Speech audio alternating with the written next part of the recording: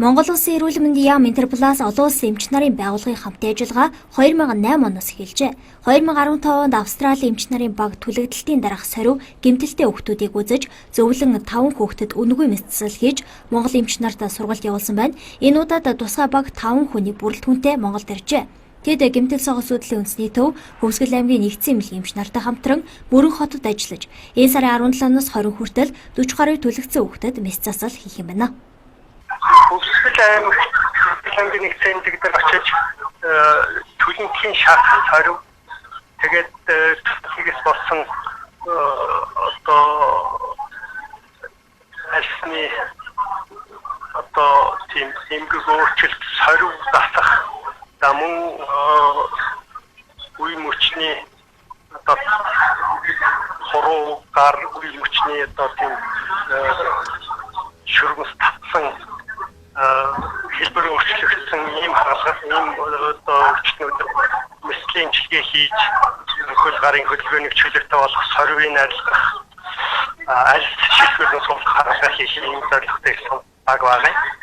Манай орны хувьд хөдөө орон нутагт түлэгдэлтийн дараах мэс ажилбар хийх нөхцөл боломж байдгүй. Иймээс хөдөө орон нутгийн иргэд хотод ирж чадахгүйгээс эмчлүүлж чаддгүй гэдгийг Гамбол дэмж хэлж байлаа.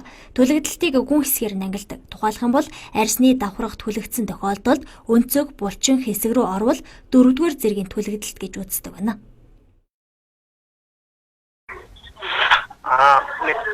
40-50 хүн бэлтгэсэн байгаа. Тэнд дундаас шилээд өөрсдөө үзэж байгаа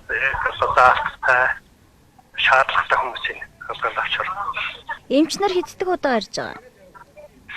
Энэ 1998 оноос эхлээд энэ мэдээг үзүүлэх эмч нар ирж манай Монгол Улсын мэдээллийн эмч нарын мэрэгжил мэдлэгийг сайжруулах үйл ажиллагаанд туслах үйл ажиллагаа эхэлсэн байна 98 оноос. Тэгээ 2000 оноос эхлээд одоо нэлээд томхон баг ирдэг болсон. Түүнээс хойш л одоо нийт 18 жилийн үйл ажиллагаа явуулж байгаа юм баг байгаа. Интерпласт олон улсын байгууллагын гол зорилго нь шаардлагатай эрүүл мэндийн үйлчилгээг иргэд оршин суугаа газраас авах боломжийг олгодог. Ингэснээр тэдний амьдралын чанарыг сайжруулах зорилготой мөн эмнэлгийн мэргэжилтнүүдийн ур чадварыг дээшлүүлэхэд хувь нэмрээ оруулдаг байгууллага байна. Манай оронд Австрали болон Бүгд найрамдах Солонгос улсаас эмч нар ирэх бүрт 200-аас 300 иргэн төлөнхийгээс үлдсэн сорив татсан арьсаа эмчлүүлдэг гэсэн тоо мэдээлэл байна.